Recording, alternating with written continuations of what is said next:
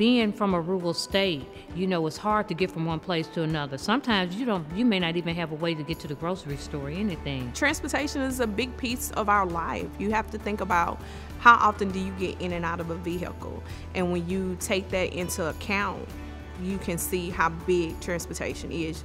Transportation is so important to any community, any growth and development. If we didn't have transportation, we have a lot of folks who will probably in poverty because of the fact they can't get out to go to work. Wherever you live in the state of Mississippi, if you have access to public transportation, you're just one car ride away from your service. I have been riding the transit for over 10 years. It has been very, very beneficial to me because I don't drive.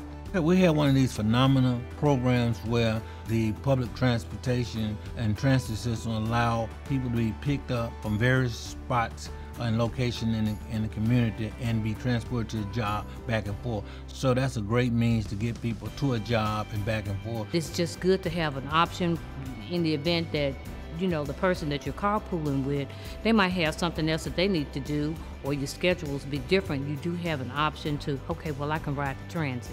First opened the mall 20 years ago.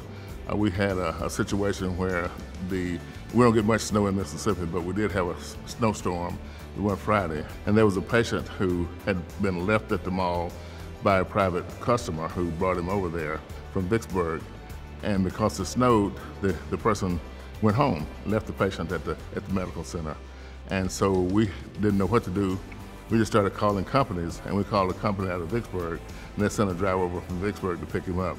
And that was really my first real opportunity to understand what public transportation was all about. I see that every day. We are able to transport, say, over 100 people to our center. And that's just getting them out of the home, getting them into the community, getting them among other individuals so they can socialize. So it's kind of like a family.